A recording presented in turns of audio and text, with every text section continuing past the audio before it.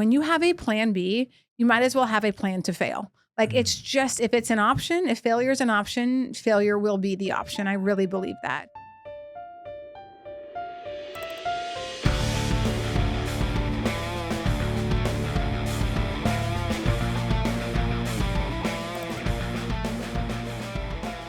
Welcome to another episode of the Matthews Mentality Podcast. I'm your host, Kyle Matthews, and today we're thrilled to have an incredible entrepreneur and fitness industry trailblazer, Anne Mahlum. Great job. Nailed it.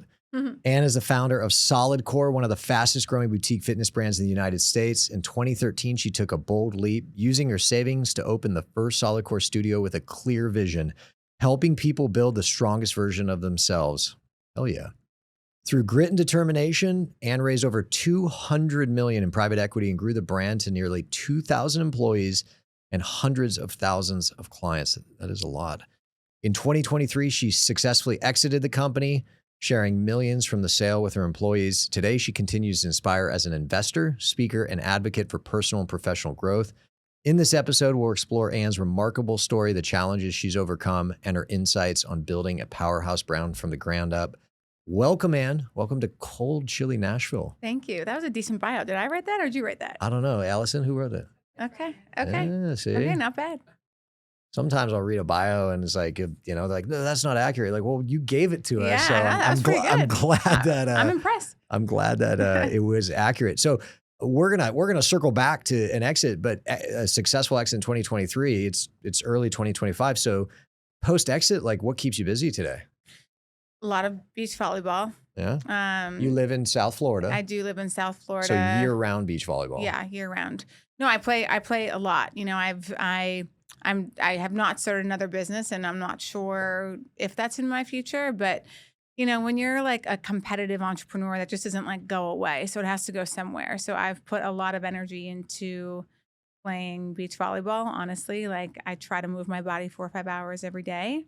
And then, as you mentioned, I do a good amount of speaking, which I love. And then the investing piece and advising. Some of them are my friends. Some of them I've gotten connected to, and I'm excited about their businesses. So yeah, I feel like I get to pick and choose how I put my time, what I put my time and energy into. One thing I want to touch on, you said, I don't know if starting another business is in your future. Do you have some sort of post-business PTSD? No, I mean, listen, I think so I've started a nonprofit and a for-profit.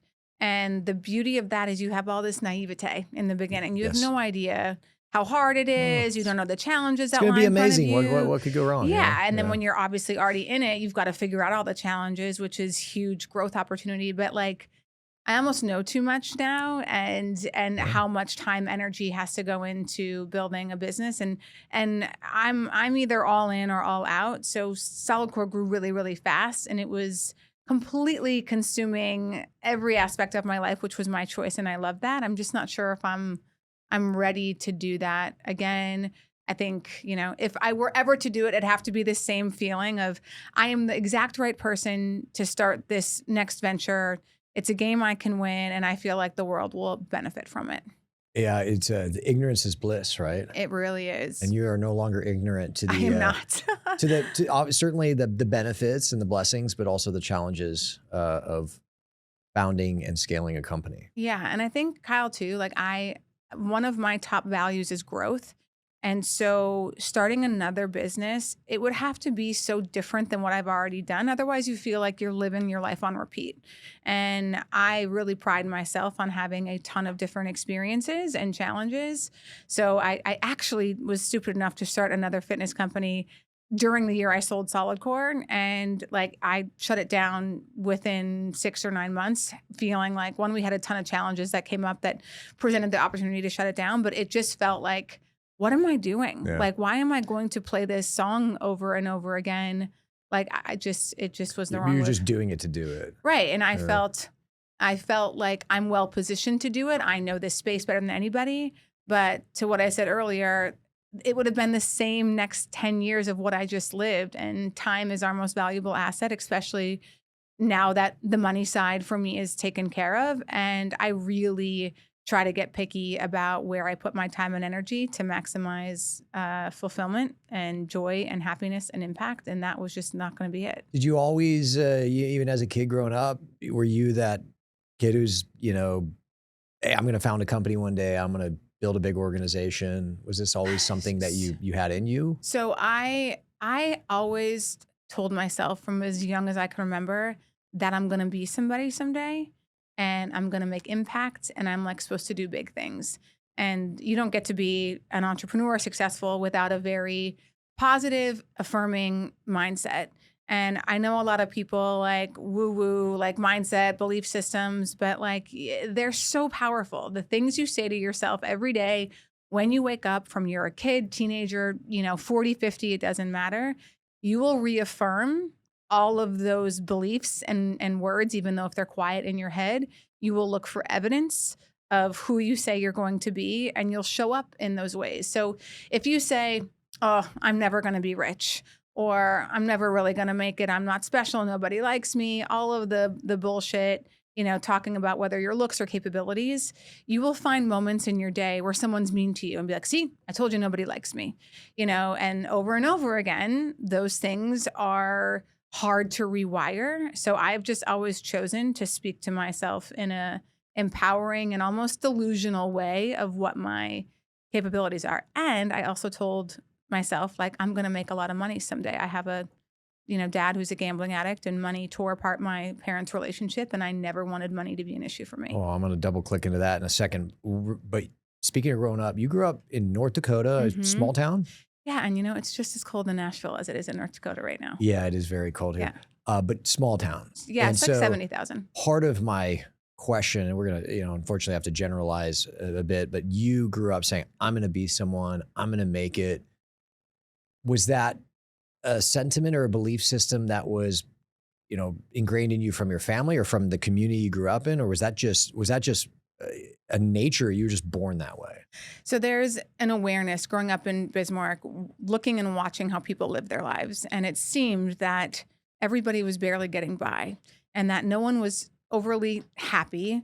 And it was like everybody wakes up Monday through Friday, goes to work, seems a little bit miserable, comes home, gets these makes dinner, does laundry, everything is about like task done. And then on weekends, it's like bigger chores, bigger errands, and like wake up and do it all over again. It was like Groundhog's Day. And I'm like, there just has to be something more than this. Like this can't be. And this is like fracking boom, right? Oh yeah. This was, when I was my understanding in North Dakota, which again is, I don't want to represent, I'm an expert, is with fracking, more opportunity, more money came into those types, that part of the country, but this is pre that.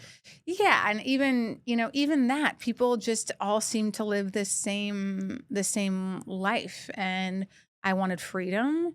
I wanted creativity. I had a curiosity. I just didn't want to do things the way that everybody else did. And so circling back to my question of like nature, you were just born. If I was to ask your mom, she's like, oh, Anne was like that from the moment she came out of the womb. Like she was just different. Yeah, I definitely think so. I mean, we were chatting over breakfast, and I have a younger brother, older sister who I respect and love, but they live very different lives than me, and we're all 15 months apart. So we pretty much had the same household. I have just always had a ridiculous drive and curiosity and belief in building the life that I wanted to live. Where are you in the birth order? I'm in the middle. Okay. Yeah. I always look for patterns there. Yeah, I know. And I told you, I was an overachiever from the very beginning. And I was so confused why my parents didn't love me more than my brother and sister. So I took that into the world and was like, oh, I just need to do more and find people who are going to reward me for overachieving, where do you get that? At work.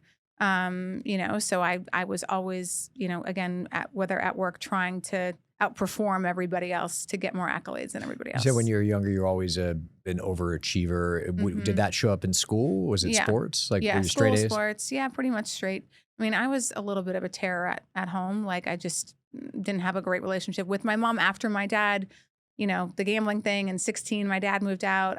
I blamed my mom, and, I didn't want to follow rules, and I didn't understand why rules had to be the same way, which is, I think, part of my entrepreneurial spirit, that I didn't know that I was going to be an entrepreneur back then. But I just kind of questioned everything. And she was very much rule and order because she was, in essence, a single mom at that point and had to be. But I did. I got like pretty much straight A's. I took more credits than other people. And I did that because I was trying to get ahead. I sort of felt the best way for me to be successful is to get a leg up on everybody else around me. So I graduated college in 3 years with 2 degrees. I was like, I'm just going to get ahead of you because I wasn't the smartest person in school. I just outworked everybody. And so again, this is, it sounds like you're just wired this way. Was there a kind of an escapism? Like, I need to get out of this town. I need to go do something bigger. Like New York, LA is kind of the cliche. Like, I'm going to put this town in my rear view and I just need to. And I'm grateful for my upbringing. It's always hard talking about that because I never want, people think that you think you're better than them because you left. And it's like, I'm grateful for everything that town gave me because it gave me the curiosity to want to know more. And I love going back and seeing my family and also knowing that like there was a different life waiting for me. And when I left when I was 18 to go to college in Minnesota.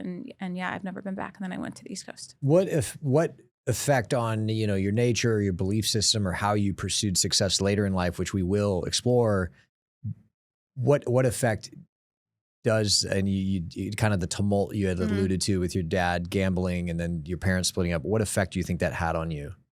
I think it really drove me to make a lot of money. Like I said, my parents are so different with money. My dad doesn't really have a dime to his name. I support my dad pretty much entirely financially. He never really cared about money. He doesn't value it. He just wants enough for today. And if he needs more money tomorrow, he'll figure out how to get more money. So he never was the kind of traditional provider of the family. And so most of that fell on my mom, who was a public school teacher. And so, she has the exact opposite view. I think neither one of their views are that entirely healthy because when you're a public school teacher, and my mom saved for decades and she got involved in a little bit investing, right? But on a public school teacher's salary, how much can you really be putting away with 3 kids? So my mom had to work and be so disciplined that like she's at the point where when you squeeze your money so much, right, you never really spend it. Yeah. And my mom's whole security is based off of how much money is sitting in that account, never going to touch it or spend it. It's there for some rainy, diabolical day that will never happen. And I also never want to, I'm like, what's the point of having, any kind of money if you're not going to be in abundance with it and be healthy and trust that if I need more, I will make it. So I've worked really hard on my relationship with money. We talk about this in real estate. And I don't think this concept's limited to real estate. So the mindset of scarcity versus the mindset of abundance. Your mom, perhaps, certainly sounds like she had this scarcity mindset of money and hold on because you never know if you're going to get more. Yeah. And you almost, and then maybe this is the nurture part because of what you saw and how you kind of, certainly at 16, maybe judged your mom and how she kind of lived her life. You developed or either had or had some of it and nurtured even more, but like you had a mindset of abundance. Is that safe to say? Yeah. And ironically, my dad has a state of abundance, even though he doesn't have any money. And like, I think there's something really beautiful about that. He doesn't stress over it. He doesn't let it control his life. He's not chasing more of it. He just wants to spend time with his grandkids and go fishing all day. And that's what he values. It doesn't sound like a bad gig. Yeah, right. So in terms of, and again, I might be paraphrasing, at 16, you were kind of butting heads with your mom. And as you've gained more life experience as we get older, looking back, has your perspective on how or why she was like that changed? Of course. Yeah. Listen, I've learned to, as we get older, I've learned to accept my dad for who he is. He has a lot of flaws. I think he knows that, but he also has a lot of great attributes that I would focus on. Like, that's what I'm going to choose to focus on. And I think my dad would be a very difficult man to be married to. And so as I've gotten older and had my own relationships and challenges and learning and growth there, I completely understand where my mom, was coming from and why she behaved the way that she did. She stepped more into her masculine as a mom and saying, if I don't have a husband who's going to provide and protect, she chose, I will provide and protect over nurture. So I didn't really have a nurturing, affectionate, loving mom. That was sort of like, those are niceties. I would love to be able to do that, but I can't. I got to get you to school. I got to make sure there's food on the table. I need to make sure you're at your sports. Like, everything was very structured and there wasn't time for like the love. Nurturing. Yeah. So You're a very good student in high school. You alluded to graduating in college in 3 years. What happened after you graduate college? Hmm. Forgive me. You went to college in Minnesota. Was Yeah. that okay? And you graduate college with 2 degrees, and then where do you go? I went to DC for grad school. I had interned for my US senator out there. And at the time, I wanted to be involved in politics. So I went Oh yeah, to, you're a go-getter. yeah. So Yeah. I went to American University for a master's degree in political communication and then worked as a policy analyst in DC for a little bit, was bored out of my Yeah, I was mind, gonna say, had was a that terrible boss who was it was a woman who was constantly critical, like wasn't teaching me anything. Almost I felt like setting me up to fail and sort of enjoyed that. We talked about how women are with women, and I was like, I'm not staying here, and like that's not who. This boss is horrible, and I want to be nothing like her, and I'm leaving. So I got a job offer in Philadelphia to go work as a director of like community engagement for a small nonprofit, and I took it. It was a big salary bump from where I was, and I moved to Philly, which was not part of my plan. And I moved to Philly, and for 2 years I was miserable. There was this part of me still that was like, you're supposed to do something big. Like it's time for you to figure it out. And I like couldn't figure it out. I was very frustrated, and I just wanted someone to tell me like what I'm supposed to do because I can feel it. And after 2 years of that, I was running every single day, 5:30 in the morning, and I ran by a homeless shelter that I had ran by 1,000 times and never really cared or thought much about the people that I was seeing because I didn't think I had anything in common with them, and I had the same stereotypes about people who are homeless everybody else has.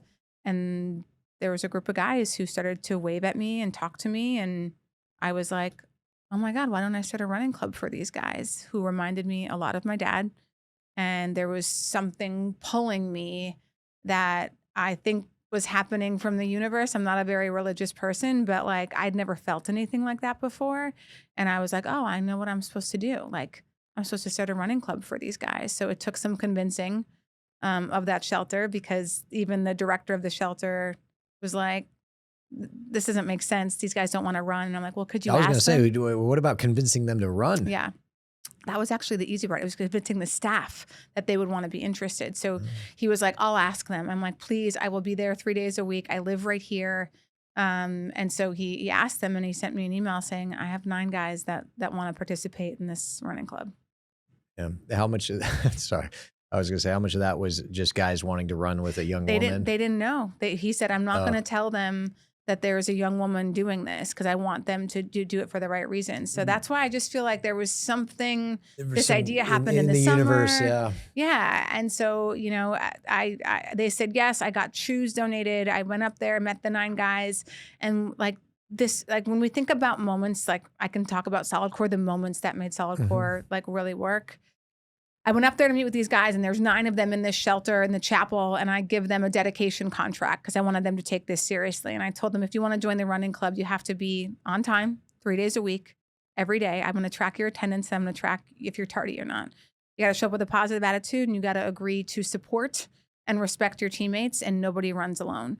And I kid you not, Kyle, it is like nobody looked at them in a really long time, if ever in their lives, and expected excellence from them. And you could see these guys sit up a little bit taller, and it's like they were waiting for someone to be like, you are capable. Like you can do this hard thing, and like I'm going to do it with you. So everybody signed it. We had our first run on July 3rd of 2007. How long did you run? We ran a mile that day. What was the pace? I mean, some guys ran in like 7 minutes because they were fit, and they just were. And then there was, Joe, who took 20 minutes, but everybody went back to get him and make sure he didn't finish on his own. And that was the start of like a major fork in my life, like taking that risk, making sure that happened. And over those 6 weeks, I had taken a big job at Comcast. At this point, I was going to go work in their government affairs department. Crazy, like 6-figure stock options, 26 years old, everything that like I went to college for and blah, blah, blah.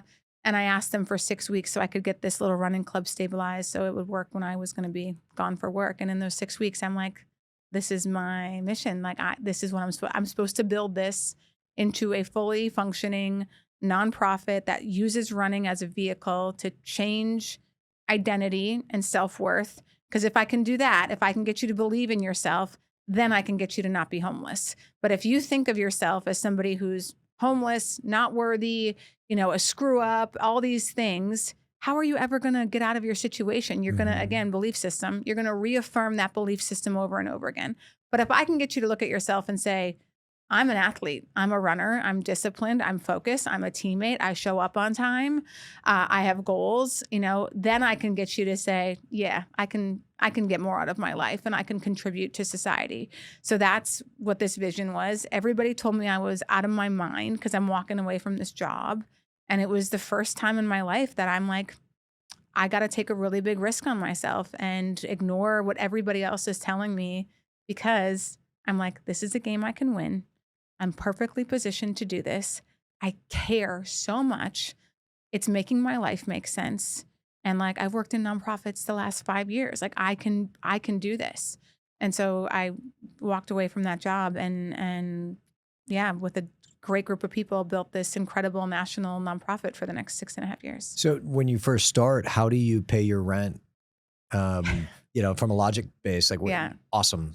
Love to do that. How do I pay my Yeah. rent starting a running club with homeless people? Right. Exact questions my mom had, which albeit were like decent questions to ask.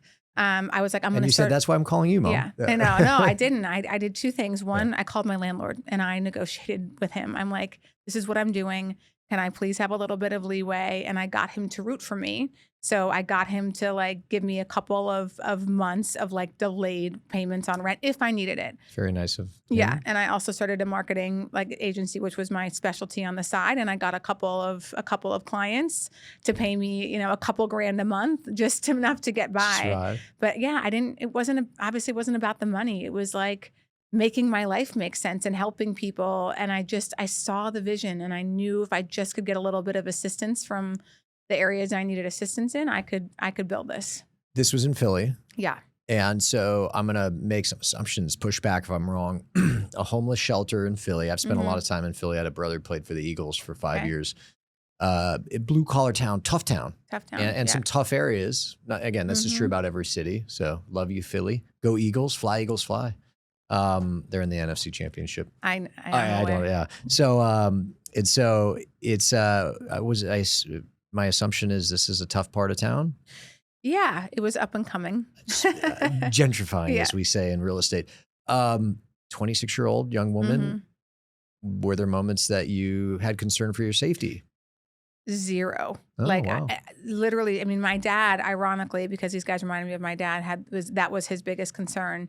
And I never, ever felt afraid of them. And pretty quickly, I was like the safest girl in town because these guys they had your back. Exactly. And they all knew that like I'm coming into their hood and I'm not afraid. And I'm like, again, I'm a playful, sarcastic person. So I'm like giving them a little bit of shit every day and building real relationships with them. So I never felt like my life was in danger in any way. If we had to assign a percentage, what percentage of homelessness, and again, this is getting not off topic, you're the topic, but this is part of your life, but what percentage of homelessness in terms of your experience, at least at this homeless shelter, was a function of, mental illness, drugs and alcohol, and a lot of times those are related, like that bucket, versus like just in a very traditional homelessness, they just lost their job, they're down on their luck, and it's more of a temporary, like, what was that balance? Yeah, it was. So every shelter that we had worked with, and particularly this one, it was addiction. It was 100% addiction, which obviously then happens where you lose your job and you lose relationships and everything else. So they were there to get clean and sober. And with addiction, right? People who have never experienced addiction or know anybody, like it doesn't go away. Like you're wired. I think I have some addictive behavior. I've just channeled it into. You have addictive personality. Right, exactly. So it actually was the perfect because you could get addicted to running. Exactly. And so you can always go another mile. You're at this runner's high. You can always go faster. There's never any end to it. And so it was a really great place for them to put all their energy. Part of the reason I ask, and Zach, Alice, I don't even think you guys are aware of this. I don't know if I've told anyone this. My wife knows is me and another guy ran a food line for homeless in Santa Monica when I was probably 23 to 26 and never told anyone, just brought him food, brought him coffee in the morning. And so this is in Santa Monica. There are a lot of homeless there. I got to know pretty much the what felt like the entire homeless population of Santa Monica. And what I found in those 3 years that I did it was overwhelming. I'm going to 95 to 100% was addiction based. It wasn't, every now and then we'd have a guy come through and he'd be new and, hey, what's your name? Joe. Hey, Joe, nice to meet you. What are you doing? He's like, I just lost my job and I didn't have savings. I'm living out of my car but I'm interviewing. And those people would come and go. Like within 3-4 weeks, they'd be like, hey, I just got hired. I start in 2 weeks. And you're like, God bless. Most of the chronic homelessness was based on drugs and alcohol. Yeah. And so part of like why I'm tying this to your story is not just because you were working in a homeless shelter. It's like, how the hell did you get people who had drug and alcohol problem to run? You know, because typically when you're hungover or coming off drugs, like running doesn't sound good, but you touched on that. It's kind of almost an addictive personality. Yeah, and there was structure behind it, right? So we didn't work with people. So we found shelters that had longer term programs. That was because they had already decided whether they saw it through. That was the challenge, but they had decided they didn't want to be. They were sick and tired of being sick and tired. So they had been in that shelter for 30 days. That was the minimum requirement before you could join the running program. And so we wanted some level of commitment, right? You know, people ask some of the, and it's a great question because a lot of people just think like, wait, what? Aren't you just making these guys hungrier? And like, how does this make sense? And how does that? I'm like, but think about it, you know, like if they need something else to put the energy into, if you need to change their belief system and their identity about themselves, like we have to find a positive community. I mean, Kyle, these guys used to, you know, sit behind my shoulders because I would write down after we finished our run for the day. I have a cumulative total of like how much we've ran over time. So I'm coloring in. These guys are pushing and shoving to watch me give them credit and make sure I get their miles, right? And they were showing up every single day. And I'm like, this is interesting to me. I'm not providing them food and shelter, right? They don't want to come. They don't have to come. Why were they coming? They were feeling good about who they are. They were in a positive community of people uplifting them. So they wanted to be there. And I'm like, change happens voluntarily. I could never force my dad to stop gambling. He struggled with that for a long time. But these guys, we were giving them something that they wanted to be a part of. And that's for me, those little like notices of awareness where I'm like, this is going to be something big. Because I can see that their willingness to change who they are. And if they can change who they are, getting them a job is going to be easy. So I then, you know, as I'm building out my team for this nonprofit, hiring people to create employment relationships. Marriott was our largest employer, is the largest employer of Back on My Feet. Not because we're going to them and saying, listen, guys, like you're such a big company. Can you hire these guys and do us a favor? We were going and say, let me tell you about Darren, who's been running with us for 4 months, hasn't missed a day. Never late once. You know, he's been member of the team member of the month 4 times or whatever. Like this is somebody you want to hire. He's reliable and dependable. So we were building their networking and being resourceful for them to get employment. Yeah, you had 2 things that caught my ear. Number one is, and I've said this, is you really can't help someone who doesn't want to be helped. And so these people had already made the decision by being in more of a longer term care facility, say, hey, I want to be helped. Now, can they actually do that? That's the daily battle, but can't help people who don't want to be helped. And the other is sick and tired of being sick and tired. I feel like that's a Bad Religion song. But anyway, so how long did you do this for? I did it for 6.5 years. And I grew it across the country. We had 12 chapters when I left. We had like about almost a $7 million budget. 50 staff members, helped thousands of people get out of their homeless shelter situation. And then... Was that your first experience in raising money? Yeah. And now for a nonprofit. So I loved it. Somewhat, I don't want to say an easier sale than raising money for like a business. There's probably parts that are easier, parts that are harder. Try to raise money for homeless men. You know, people are like, I'd rather give money to babies, you know, pets. Yeah, I was about to say, like, well, I'd rather give money to... Yeah. But there's a game to all of it, right? So like, okay, how was I going to do this? And raising money for anything is like, who do I need to raise money from? I have to go find the executives who are runners because they will get this and understand it. So I had a huge article in Runner's World, which is still my favorite piece about this nonprofit. And this guy, Larry Solomon from Accenture, he was like the COO of one of the verticals at Accenture, reached out and was like, he lived in Philly. He's like, this is awesome. I read this. I'm a new runner, whatever. I'm like, great. You know, can we meet for coffee? Meet for coffee. Get Larry excited. I'm like, I want you to sit on the board and I need you to introduce me to 5 people who have the same title as you do, who are runners. That's it. I'll do the rest.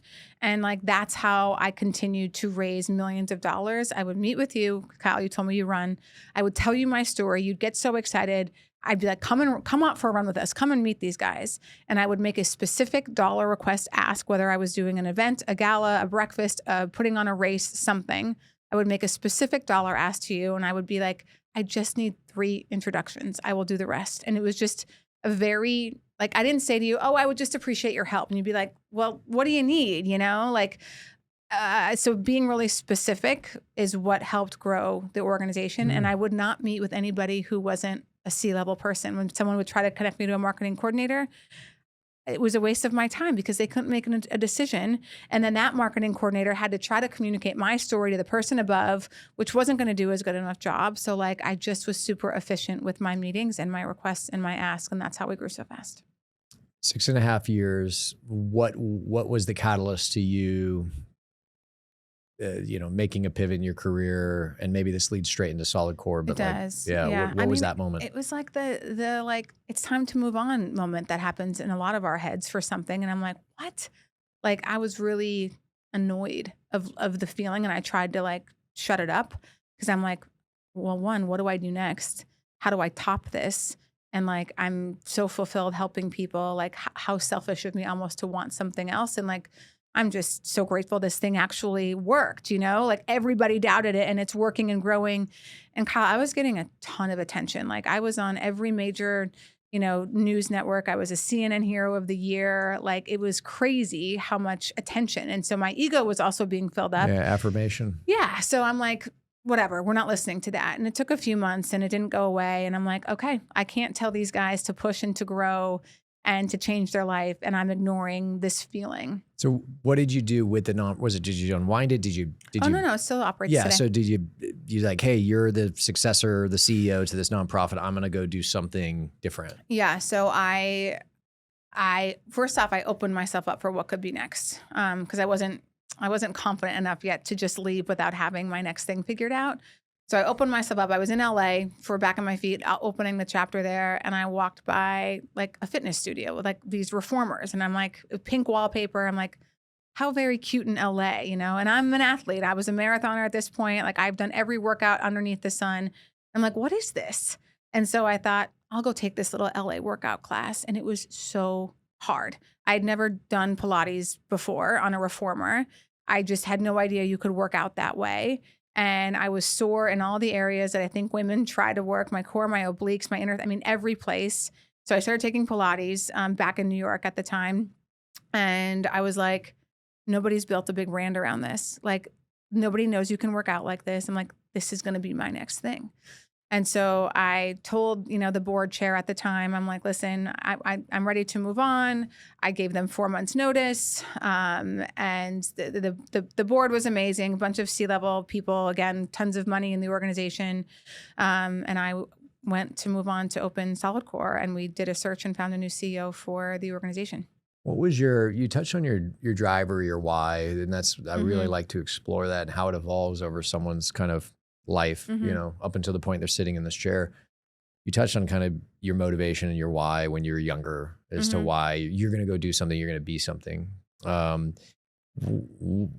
What had evolved or what had changed? What was your driver throughout this period of time? And there could be multiples. And then ultimately, what was the motivation to cause you to really go and do this for-profit SolidCore outside of the, hey, this is cool, it's a great workout, what was the fuel? It's a few things. One, I with Back on My Feet, like, God, just having someone discover what they're capable of and giving them the opportunity to do that, I love that. When these guys would finish a half marathon or a marathon or get a job, and it's like putting them in an environment where I didn't do the work for them. I just gave them an opportunity and they did it. I found that such a high. Like, I got so much of a dopamine rush from that. And I also felt like I was contributing in a big way. And the fact that I figured out the structure, how to raise money, like, I had something to prove, right? To anybody who ever doubted me, to like me telling myself I'm going to be somebody, like, I wanted to prove myself right. So I loved both aspects of that. And so for SolidCore, it was like, I don't want anybody to ever think that I was just lucky, And the drive for SolidCore was also, I wanted women, particularly women, to feel as amazing and good about their bodies as this workout was making me. Like most women, I struggled with, bulimia for years in my 20s and as a teenager, and just, never was fully satisfied with my body. And SolidCore Pilates helped me like embrace being strong and feeling good. And yes, some of the physical changes that were happening too. And I wanted to provide that to as many people as possible. And I'm also a competitor. Like I wanted to win. And I knew that like nobody had built a big brand around Pilates yet. And I'm like, I'm going to win this game. And so I got to satisfy the business aspect of it. And I'm sure, I don't know if you've figured this out yet, but like every entrepreneur has a niche. And my superpower as an entrepreneur is I build branded experiences that make people's lives better. And I do that better than most people. And that's like the area and the game that I play in, that I know how to execute really well. And through Back on My Feet, I'm like, I understand scaling. I understand the verticals, the operations, the HR, the lead, like all of the components that have to work together. So I'm going to apply it to a for-profit because I want to make money, and I wanted to own something. Like with a nonprofit, no one owns that, right? It like exists and the profits stay in the business. But like I wanted to own it. I wanted to make the decisions. I wanted to decide the direction of it when I'm opening without having to check with anybody. Was part of that for like financial security? I back then I never was really driven too much. Like my decisions weren't money based. It was, I want to build something really successful. And I'm sure you can relate to this, Kyle, but as an entrepreneur, for most of us, money is a trophy. It means that you did a really good job, that you're creating something of high value and quality. People are paying for it. I remember my first client, like I just opened and launched my website and someone went on and bought $2,500 worth, and this was 2013, of private sessions. And I'm like, this person just shelled out that much money, never tried the workout, doesn't know me. And that was like exhilarating to me that I'm building. Like, it's still so cool today. Like SolidCore is, doing $60 million in EBITDA like this. I mean, that was last year. I'm like, that is just so cool that people are spending their money on this product that I created and made. That private equity, it just got sold to L Catterton, a couple months ago, which is a huge player in the private equity space. And like, there is no better company than SolidCore in the fitness space in regard to economics. Like, and you're not even paid to say that anymore. I'm not even paid to say that there anymore. There you go. So that's how I know you're a believer. So let's dive headfirst into SolidCore. You see this cute studio in LA. You do the workout. You're blown away at the soreness, right? The effect of it in all the places that you said you think women like to work out, and you recognize the opportunity. You recognize nobody at scale had scaled that type of workout, and also from an experiential or brand. What was the first step you took? Was it, and I'll lead you here, was it creating a business plan? Did you raise capital and equity? How'd you go about doing that? And just walk us through those first couple months or years in scaling this business. Yeah. So I had saved $175,000 up until this point, mainly through speaking. And any bonus I would get from Back on My Feet of meeting our numbers and anything else, I just parked it all away, knowing at some point I'm going to want to do something else, I think. And I just wanted enough, money there to make my own decision on what my next move would be. And how old are you? I was at the time. Sorry. 32. Yeah. Saving that much money up at 32, like it takes discipline. Yeah. And I had no money starting Back on My Feet. Like I had zero net worth. Yeah. And so, it's interesting going back to your parents. Your dad money kind of was like, nothing, and your mom was the upper. It sounds like you almost kind of fell in the middle, where you didn't take it too seriously, but you also understood the value of having some money. Yeah. My decisions always weren't made off money. It was like, I want to have fun and make money doing it. Like I would never choose a job where like I'm miserable and I hate it, but I'm making money. Like it just was never going to be something on how I could operate. And so these machines in Los Angeles, they were the same machines being used in New York. And I'm like, where do these machines come from? How does this work? And the woman in New York was like, it's a license agreement. You can buy a territory. And I'm like, oh, like a franchise? Like, no, not a franchise. Like you create your own brand, but like you could license the machines and then nobody can have the machines around you. And I'm like, okay. So I get connected to this person. And Who is making the machines? His name is Sebastian Laguerre. And these are what I have a reformer in my home gym. It's the 4 cables and the. Yeah. But these were like a little different. I did do a Pilates class 3 months ago. My wife insisted I go. Okay, but you haven't done SolidCore, right? No. You have to. It's very different. Do you have them here in Nashville? Yeah, there's one like literally. Yeah, Allison goes. Is she? I went this morning. What time? Okay, I went 6:30. Okay, and it's harder than regular Pilates. Yeah. Okay, you'll like it because you're an athlete. So hold on, I'm calling time out here. So my wife's like, I'm always complaining, like my hip flexors are weak, my core is weak, like, you know, and she's like, you got to do Pilates. Like, you got to do Pilates with me. I was like, all right, but like, I want to go hard. And so we go and do this class. Yeah.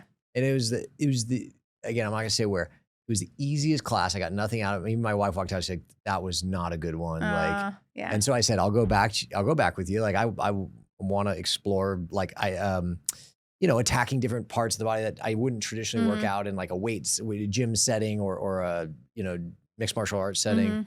So SolidCore, there we go. See? Yeah. All right. So again, I'm an athlete. So so I'll tell you how I've evolved the workout. But I licensed these machines in DC. Kind of was like, cool. There's nobody else around who can do this. Was that why you picked DC? Well, I picked DC for 2 reasons. Yes, the license was open, and 2, remember I went to grad school there, and back on my feet open there. So I had connections. Maybe president of the United States one day. Yeah. Yes. And so I you had. smile like you actually want to do that. We'll see. I had enough. I had enough of a connection there for it to work. So I literally did my pro forma, and it was going to cost pretty much all of the $175,000. I had to buy the machine. I need to get a commercial space. And my first space, you know, this landlord is like, who's this girl? You know, so they made me put 4 months of security deposit down, which I did so begrudgingly because it was like $30-some thousand that that's so much of the money that I have, and it has to be sitting there for 10 years in a security deposit.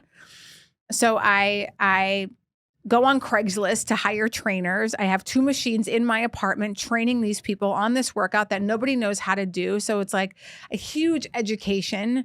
And I opened my first studio in November 2nd of 2013. 2013.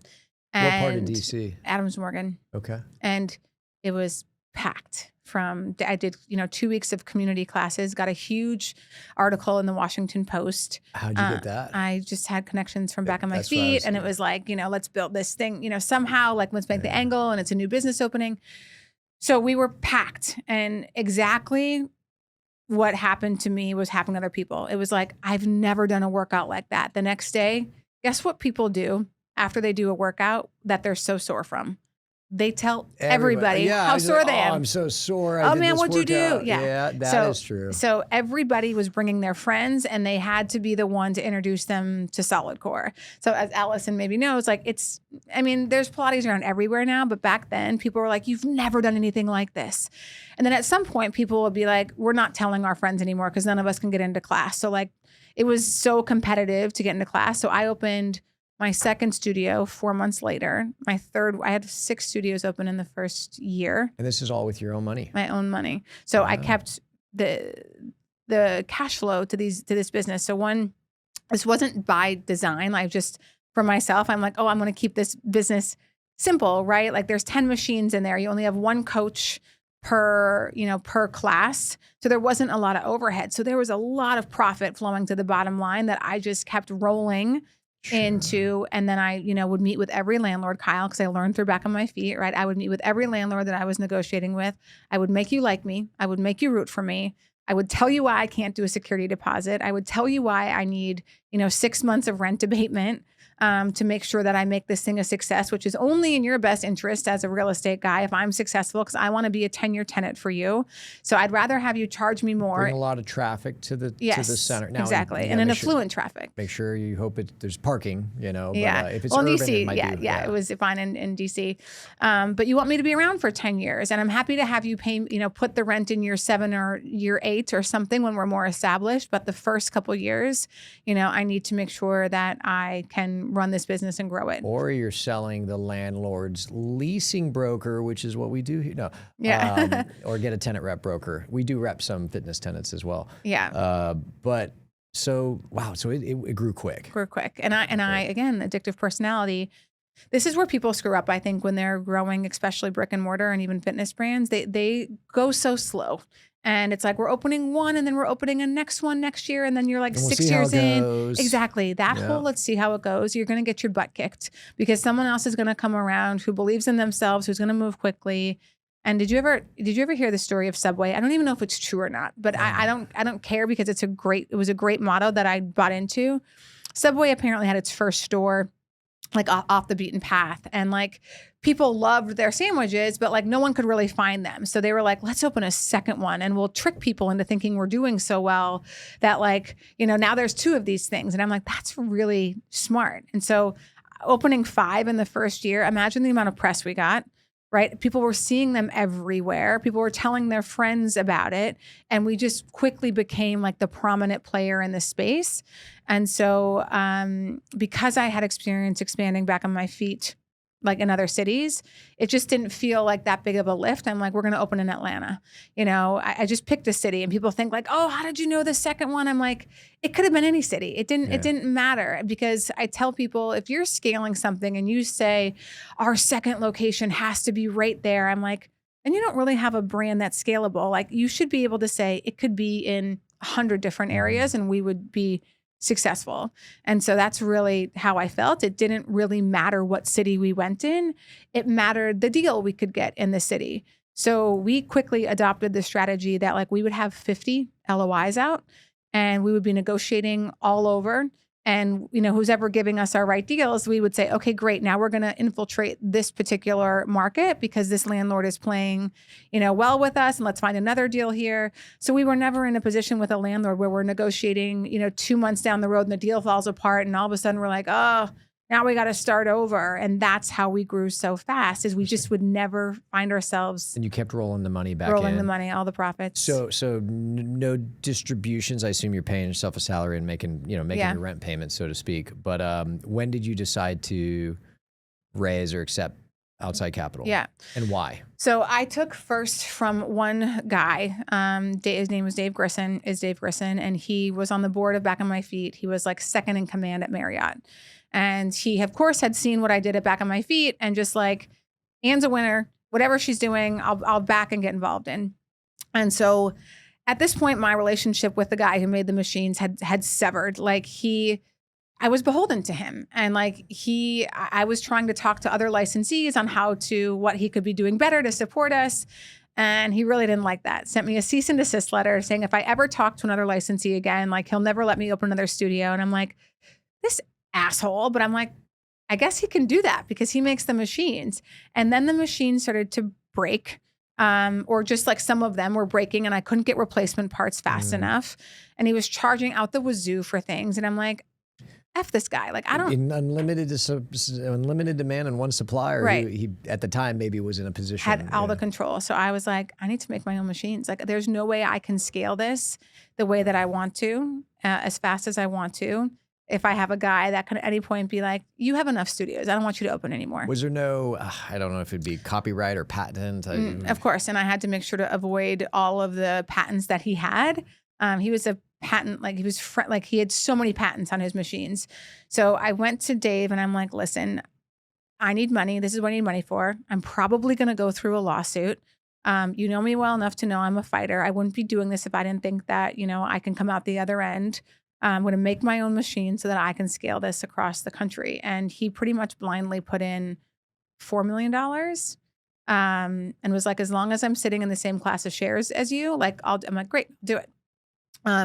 So I sent him a breach of contract because I thought he was breaching his contract. He sued me, which I knew. I countersued him.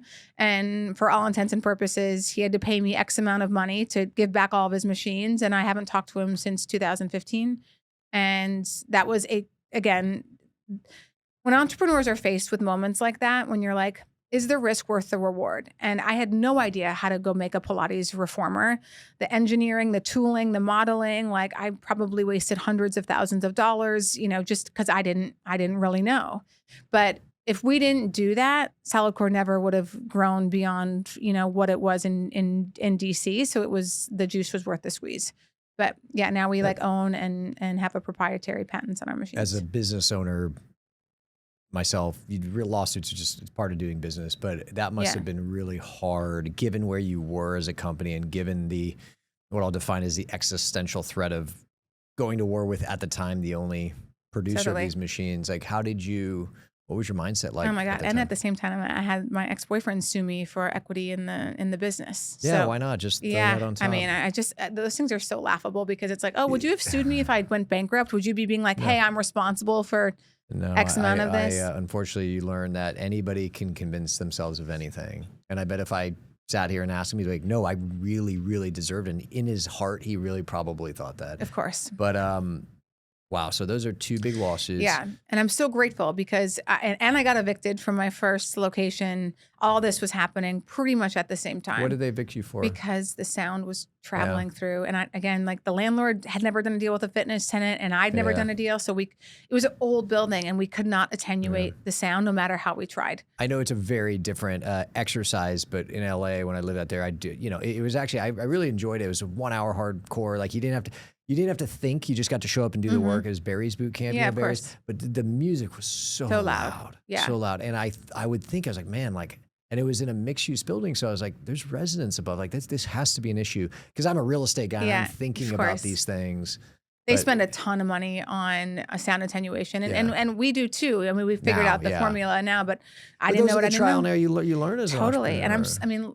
all that happened in the first couple of years. So I'm so like after that, nothing could rock me. Well, I was gonna say, like I asked this question earlier, or you answered a question, and this led to something you said was like, I don't know if I'm going to start another business, and it wasn't a no, but it wasn't like a hard yes, and I smile because as a fellow founder, you kind of just like, people ask me all the time is like, hey, would you do it all over again? I was like, well, if I could guarantee I'd end up in the same position, of course you would. Like, let's not, but the ignorance is bliss is so true. And before you really found a company, and it's also kind of a smile because, you know, I feel like sometimes there's a perception of a successful business owner yourself, and it was successful exit and wealth and all that. Like, oh, like, you know, you have too much money, or you're like, you shouldn't be allowed to have that much. And you're like, do you have any idea? It's not just the things you have to go through, but the risk that, you know, effectively you had to navigate. And for every one of you, there's probably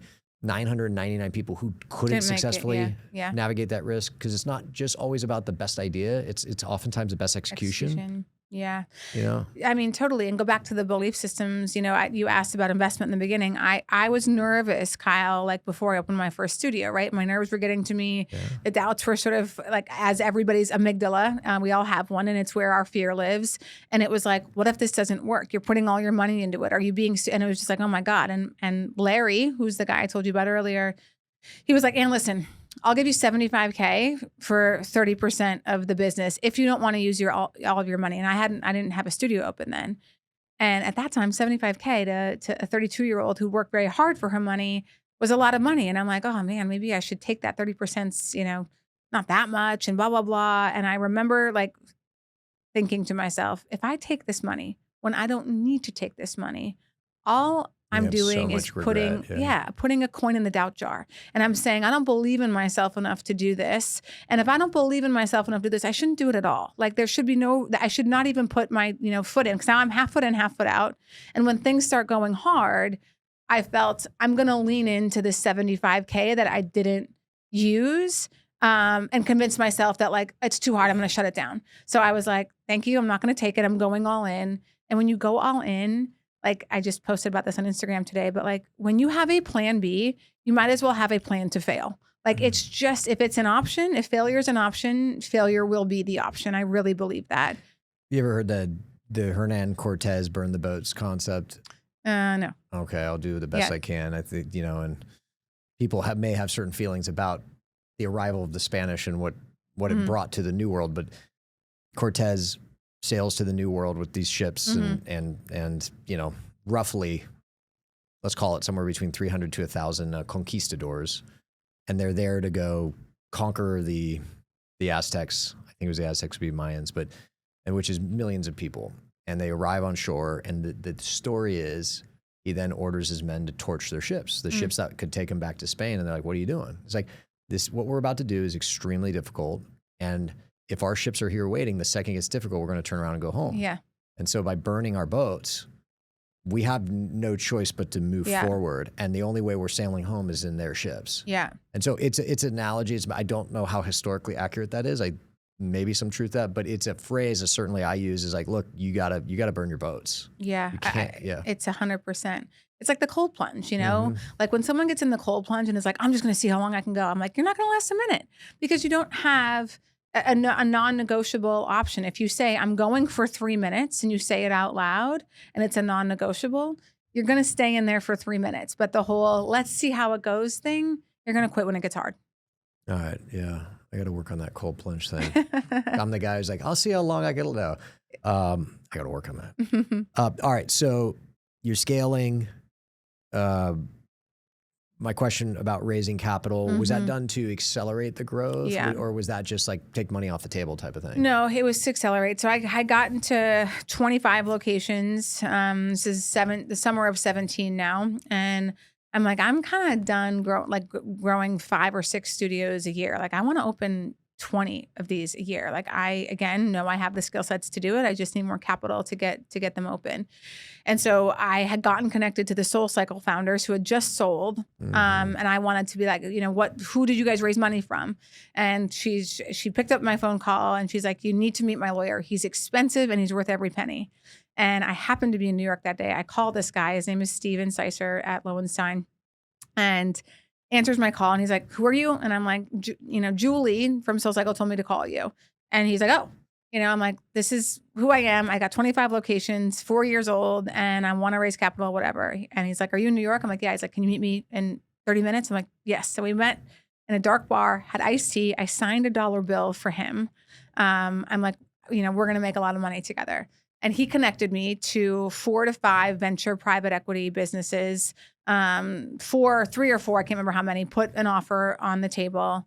And I was very clear on what my ask was and that I was taking money off the table on this round, which, as you might imagine, nobody wanted to give me anything. That's what I was asking. Like, was it all growth capital or was there? Yeah, no, there was some secondary. So, but I showed them, I took $18 million and I'm like, I need $12 million to get this thing to 100 locations. And at that point, I want to sell it.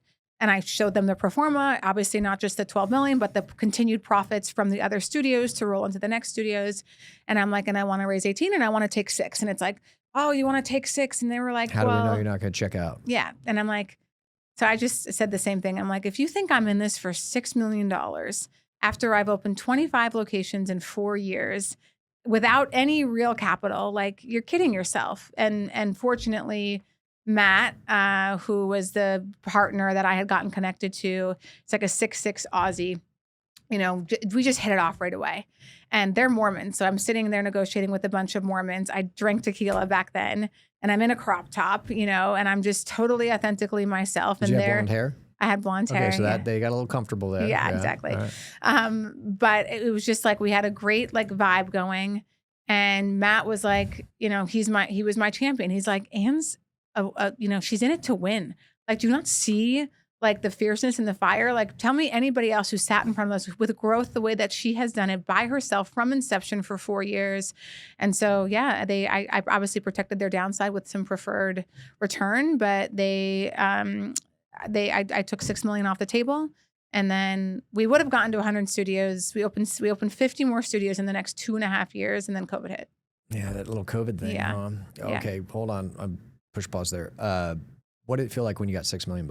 It was so cool. What was cool about it? I just was like, oh, I did that. Like, you know, like a bunch of men across the table negotiating against me, and I like didn't waver. Have you ever read the book Never Split the Difference by Chris Voss? So I hadn't read that book then, but now I can reflect back because it's all hindsight in 2020. And it was like, how about 2? I'm like, no. Like this is my offer, and you're not and they weren't the only ones bidding for this thing. And I'm like, I've protected your downside. That's what you told me you're concerned with. I've given you a 2.5 pref before I see another dime. Like, if you're not comfortable, I understand. Like, I'm happy to go talk with somebody else. So I was really proud of my ability. So the feeling was based in the actual execution of the negotiation. What about $6 million in your bank account? What was your first big I didn't do lifestyle much. purchase? I didn't. I had actually purchased took 2 homes already, before that. And I didn't really do much. I just put it in the market for the most part. And because, you talked about delayed gratification, even after the next raise that I had to do in 21 and I took another 8 million, I never, I bought another house, but I still sort of felt like I'm waiting for the big exit. Like nothing in my lifestyle really changed too much. And I will tell all founders, I don't think being a starving founder is admirable. I think it's stupid because you know what happens when you're a starving founder and the big payday comes? You sell yourself way too short because you've been scarcely living for so long and $20 million comes along and you think the difference. Yeah, you think, oh my God, that's so much money. And when I negotiated for my earnout, or not my earnout, but all my equity, I got an extra 10 million simply because I'm like, listen, this is my number. And I know my equity doesn't equal that. And if you don't want to do the deal, it's okay. I'll just wait to sell. But this is my number.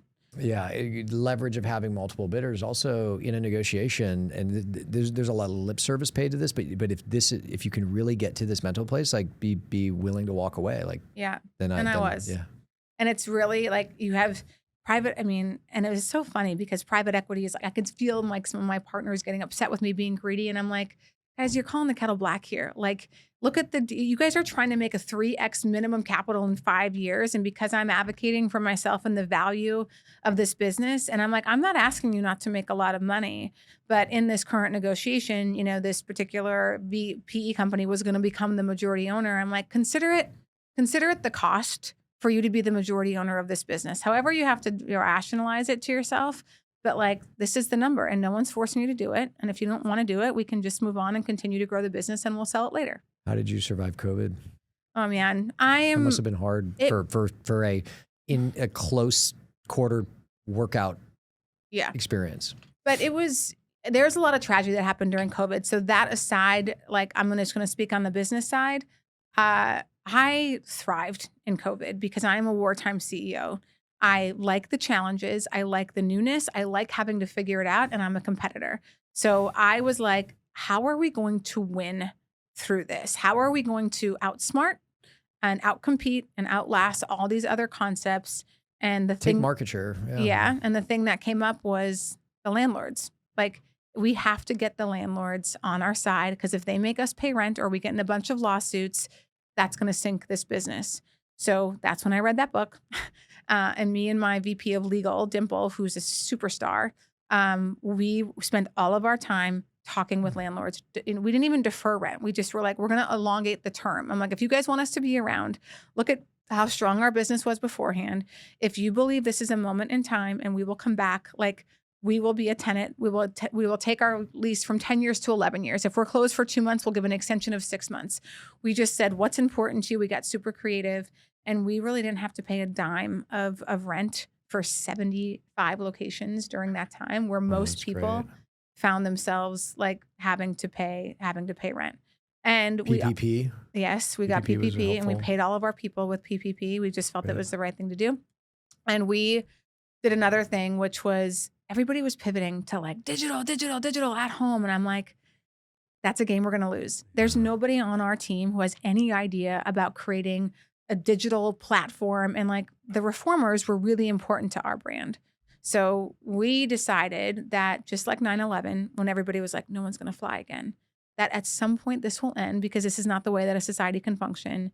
So we're going to raise money and we're going to start playing offense. So we raised money in February of 21 and we opened 11 studios that year. Great. Yeah, it ended sooner. I was in Nashville by then, but it ended sooner in Nashville. It was March, April, everything shut down Nashville. It was June, July that year is open up. But in markets like New York or DC, that must have been harder, right? It was, but we focused our expansion, Kyle, in the red states. So we just said, let's I was going to say, LA just opened up 3 days ago. So yeah, seriously, right? I'm just joking. Come on. You laugh. But okay, so red states just because you felt like it was going to be quicker to getting people back in. We had 20 plus states that we were currently in. We wake up every day. Florida. Florida's great. But we wake up every day during COVID and be like, has the rules changed? Uh-huh. So managing your team, so we were in DC, Virginia, and Maryland. DC is very liberal. Virginia is not. So we were like, in Virginia, you don't have to wear masks. In DC, you do. It was just so stupid. But we made a very clear direction, which was that we are going to follow the guidelines so that we don't get flack for like having like whatever the guidelines are, we will follow them. And yeah, so it was challenging. Was that the scariest moment of your professional career? I don't think you'd find anybody during that time where they'd be like, oh yeah, Anne was nervous, or I ever even said, I think we're going to lose it all. It was the exact opposite. Well, there's a difference there. You said nobody would say this. So my question is, what were you feeling? And then I guess my second question is, perhaps you felt something then different than what you were showing your people, which, is leadership, but what were you feeling? Yeah, I still felt like I'm smart enough to figure it out. I just felt there were going to be winners and losers, and I wasn't going to be a loser. I had a great team. I had a really great board, like Peterson, who was still invested, like supported me through that. I mean, everybody was just like, we are going to steer the ship in the right direction. So I think the scariest part for me was those moments I told you about earlier, because I was so new, being sued by my ex-boyfriend and this other guy and being evicted. And without having gone through that, I was just like, oh my God, I'm screwing up so much. So that was scarier because I was younger and just less experienced. Yeah, hard lessons, but you learn a lot when you go through that. Yeah, I'm really thankful. That's how you become a battle-tested, executive. Is the first lawsuit, you're like, oh my gosh, by the 10th, the 20th, the 50th, you're like, yeah, it's a lawsuit. They happen. 2021, you raised another round? 2021, yes. So in February, I raised another round. Was that because you needed the money because you saw an opportunity to accelerate growth again and take money off the table? Like, what was the driver there? Well, we needed capital. Yeah. Because obviously we had no revenue. Yeah, we needed capital to really get onto an acceleration again. It was going to cost money to get all the studios back open, and so it was more a matter of necessity. And we found great partners in VMG. Also, we had to do some secondary for the deal to get done because Peterson, who had their pref, had to forgo their pref if a new company was going to come in because they wanted a pref. So they took money off the table, came into common, and I took money off the table. And then we, put another $10-ish million into the business to accelerate growth. And then when was, like, as it relates to your final exit? April 23. April 20th. That was your liquidity event. Yeah. Was that what you had touched on earlier? $6 million. You had said, "Hey, it felt great," but that wasn't. You were building to something bigger than that. Was that moment for you? Yeah. What was that like? Also very, very cool. When people sometimes ask, they're like, "Anne, did you ever think?" And I'm like, I don't know what you want me to say to that. Like, who do you think was driving the bus the whole time? It's not like this thing magically happened without me making very conscious, deliberate, prudent decisions along the way. I always knew it would happen. So it felt validating. I mean, I had my money with, I don't even know if I should say their name. I had my money with an institution. And whenever we would talk about, financial planning and whatever, and I'd be like, yeah, when I sell SolidCore, this is whatever. And they'd be like, Anne, we can't count on that money. We can't, it's like, we just have to focus on, and that conversation happened twice. And I just was like, as soon as I sell this effing business, I am moving all of my money because you guys don't believe in me. Exactly. No. And like, I'm like, I don't want you managing my money with your doubts, with your scarcity mindset, with everything. There's no way I'm going to put another $85 million in the hands of you guys. Like, I'm not doing it. And so, like, literally the day I sold, they were texting me so excited. And I'm like, I'm moving my money to UBS. And I'm like, and I told them why. I'm like, this is a very expensive lesson for you guys to learn. But like, you constantly made me feel like I was silly, like you're patting me on the back, like, oh yeah, Anne, if this exit happens. And I just like. Oh, that's cold-blooded. Yeah, but still. Hard lessons. Financial anxiety throughout when you have your liquidity event, your exit. I've asked other people this question. And you get the email. Is it an email or a phone call? Hey, deal's closed, and the wire comes in? Yeah. Yeah, so we had to do a call. Like, there's rules around it. Everybody has to get on a call. All the paperwork was signed. It's like, great, yep, and done. Hang up the phone. Then all the wires go out, and you get it within like the next few hours. And you check. What was the feeling when you looked at your account and you saw a lot of zeros, a lot of commas? Yeah. Again, it was like very cool and validating. Who was your first phone call? I mean, I guess he was my No, he was my boyfriend at the time. But like Brett was right there, with me. I think I was just in the moment. Like I went to SolidCore that day to make the big announcement. All of my team members were there. I gave this big speech about like believing in yourself and like the history of the organization. And then I told them, everybody who's been here a year, you're getting X, Y, Z. So that was really fun. And it was a huge celebration. It was like your Oprah. Everybody gets a car. Yeah. It was, I mean, because Santa I had Claus. planned it, and Kyle, because I had told people, I was like, guys, at some point this will sell. No one was shocked. Everybody was happy. No one was confused. Brian was already the CEO who had been in place for the last 2 years. So there just wasn't a lot of change for them, which was, really, really important. What about your mom and dad? Like when you, and again, this wasn't like out of nowhere, right? It wasn't like a lightning strike, but when that deal closed, and at least from a financial standpoint, validation of your excellence, your hard work, all of that, were you looking for their affirmation, their acceptance? Like, Mom, I did this, and like, did you get it? Like we said, we have complicated relationship with our mothers if we're daughters. I think my mom has been proud of me and amazed, at again how I was able to make a lot of this stuff happen. But my mom is also somebody Midwestern who feels like you shouldn't have everything that you want or need. You should struggle a little bit. You should, and she just doesn't see about building a company. She just sees everything always works out for Anne. So there's that element where I think my mom always kind of wanted me to fall on my face a little bit because she just thinks that's where character is built. So I know she's proud of me, but she just has a very different viewpoint around, I think wealth and money, and like you shouldn't have that much. Stereotyping, but I Mhm. this Midwestern stereotype that they're like, why would you need that much? Like, I don't understand. Right. Yeah.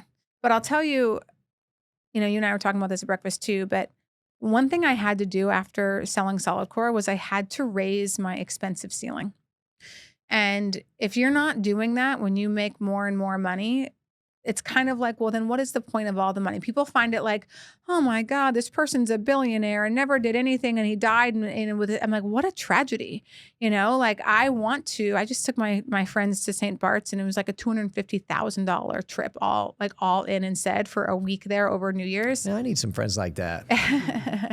But where do you find these friends? But I bought a Bentley. Like it was like one of my, like, it wasn't an investment. Most of my money's invested, but I'm like, and I bought 2 pieces of art that cost $150,000. And I was like, oh my God, I can't believe I'm going to do this. But if I didn't do that and I kept saying, oh, $5,000 is expensive, I'm going to remain cheap. I'm not going to be generous, because I also give away a ton of money to people, to charity. And I was going to give small if I didn't raise my expensive ceiling or generous ceiling, when I can step into a different level of doing that. So I made myself like buy that car. I can afford it. I do my pro forma. I know exactly where my money is. I know exactly how my money is going to build and grow. I know what we spend on a monthly basis, which is about $200,000. Some people might freak out, but like that's what we spend on a monthly basis. And like I know what my money is going to be and worth at age 50, at age 60, at age 70. Like it's all planned out. So I don't stress about money. I don't stress about spending it. That's good. I think that, at least on the surface, is a driver for a lot of people, a lot of listeners, is financial anxiety. And so I always like to ask the question, because I would argue most people don't ever have that moment where, unless you really piss it away on, DraftKings, but it's like, you're probably not going to need money again. And so it's like, well, what did that feel like when you no longer had that, that financial anxiety? It feels great. And you probably know this, Kyle, from the group of people that you interview. But there can be people who have $1 billion who have financial anxiety. And there can be people like my dad who have no money with no financial anxiety. It's not about the amount of money you have. It's around your mindset and your money practice.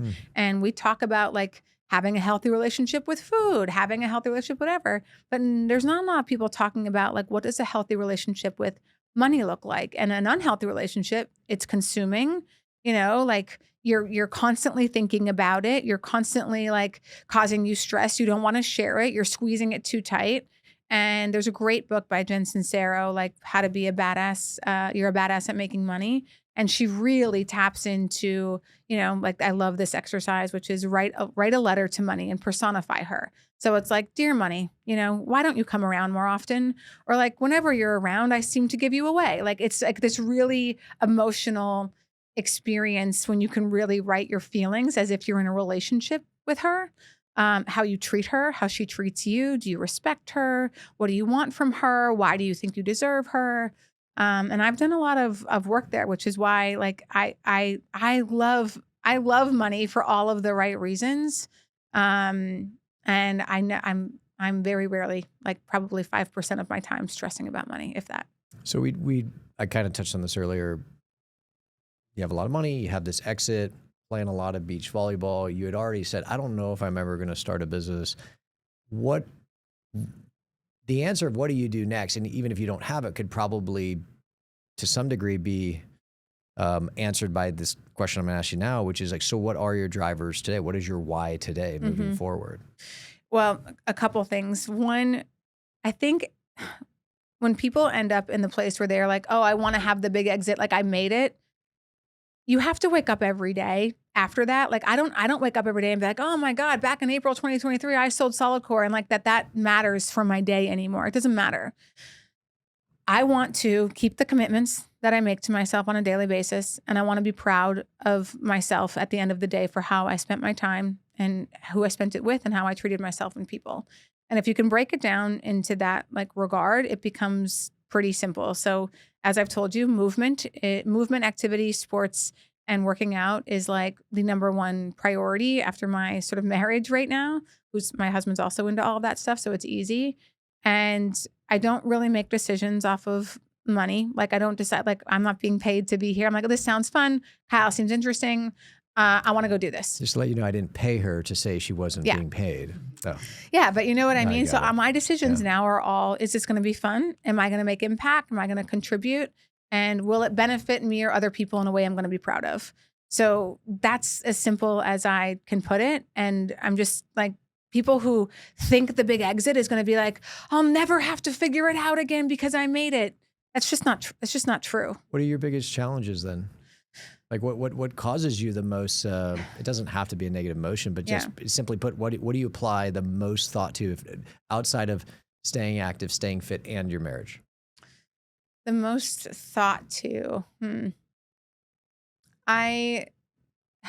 What consumes you? Yeah, I honestly like, I don't think I'm consumed by anything right now, which is odd to say. And part of me is like, oh my God, should I be consumed by something? But for so long, I was consumed by like my ventures, and I loved every aspect of it.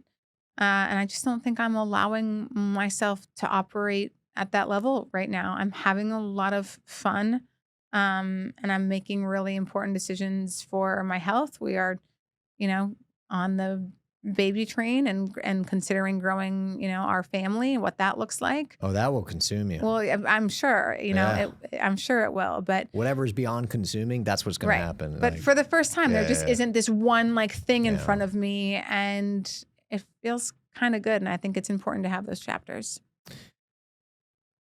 We're kind of getting to the present moment in your story. So like, I don't want to necessarily go back in time, but this just popped in my head. And what effect did, if any, your success as it was happening and ultimately culminating in a big moment in 2023, what effect did that have on your personal relationships within, and again, we don't need to name names, like whether it's your family or your close personal friends and leading you, were there some people who like truly were happy for your success? Did you experience some people that, cliche, we're supposed to be your friends, but it was hard for them to truly love the idea of you just being so much more successful than they were? Did you experience that?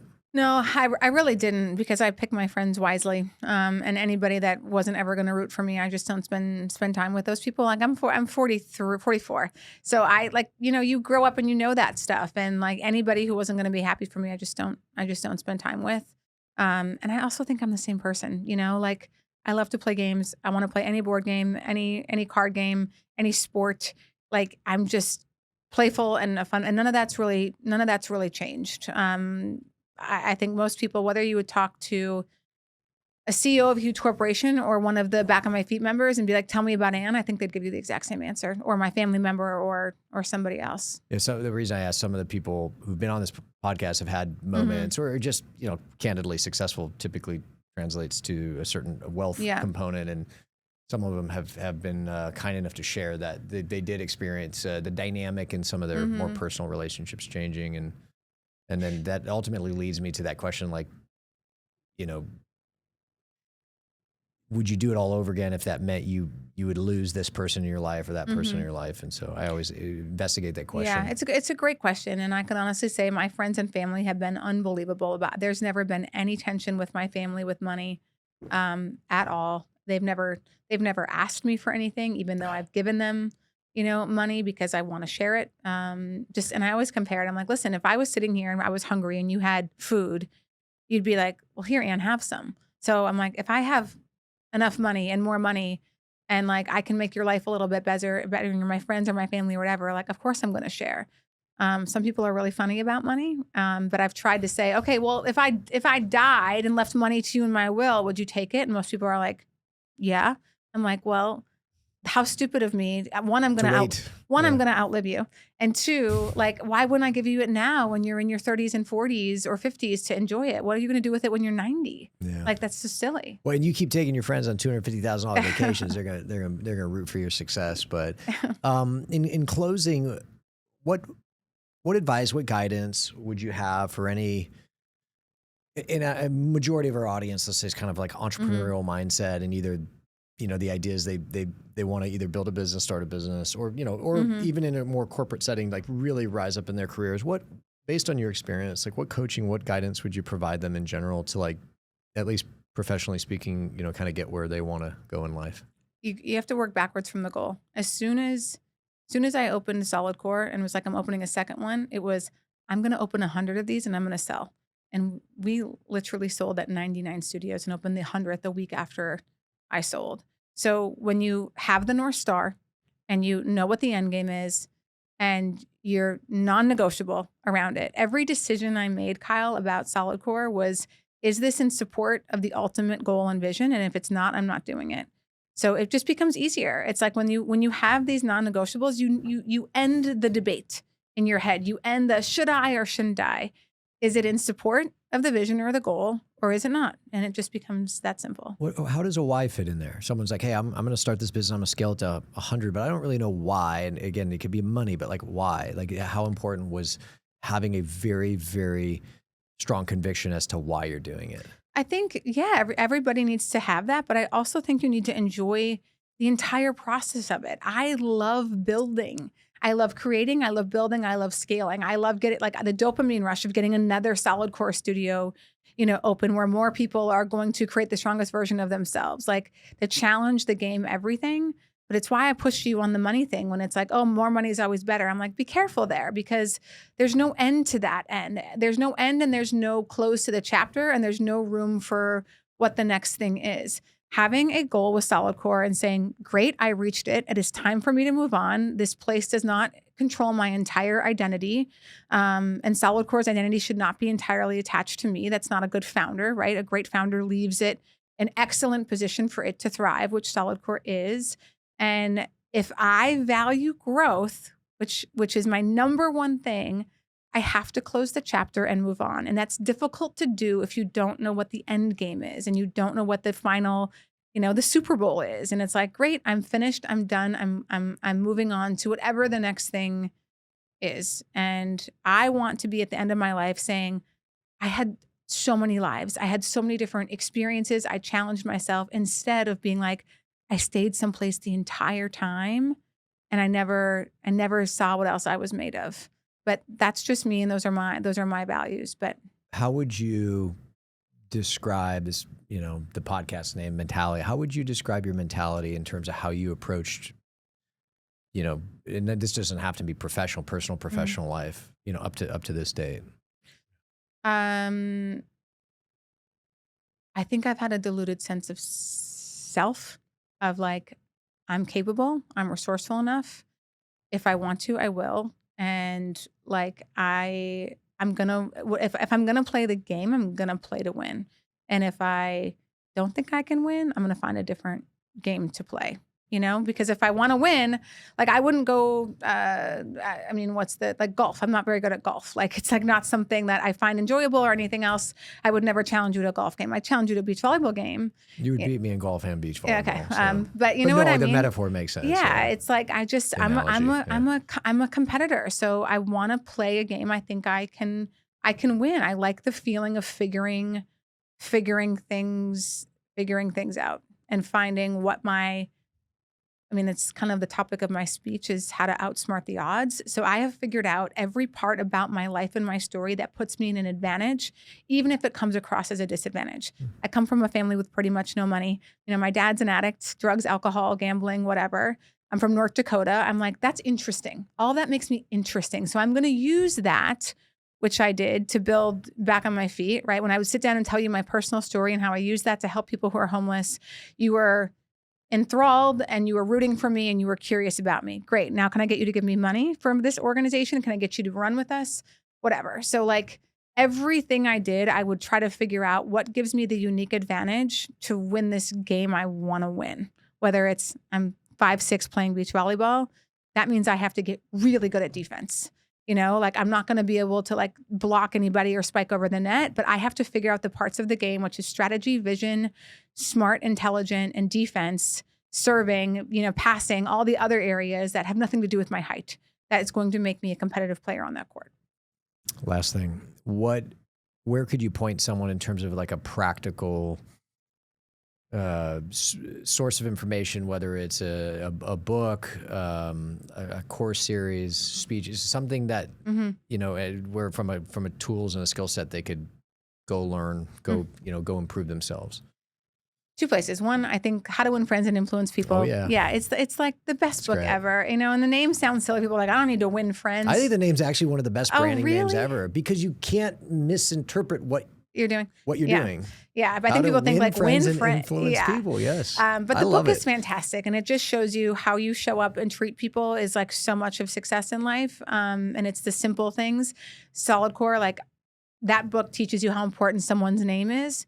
And so at Back on My Feet, it was names. And at SolidCore, Allison, you probably know, you hear your name a lot in class. It was a requirement for the training that when you come in, it's, hi, Kyle, nice to meet you. And you're going to hear your name like, Kyle's doing a great job, over and over in class. That makes you want to come back without even you knowing why you want to come back. My social anxiety, I'd be like, stop saying my name. No, but not if you're getting positive affirmation for it. No, even then it's like, no, I understand most humans are built to respond positively to that. Yeah. And then, I went to Tony Robbins' Date with Destiny. Have you ever gone? I have not, but we've had some hosts who've been connected to that. I think he's so smart, so brilliant, and he's also mesmerizing. The guy like literally performs for 11 hours without stuttering. No, he's built different. He's insane. He literally, I think he's like a giant person. Yeah, he's like 6'9" or something. Yeah, his hands is like. So is Barron Trump. Did you see Barron Trump on that? I did. Are you kidding me? I did. I just I think Donald Trump willed that into the universe. I'm like, I was shocked. And then I saw some meme on social media last night where they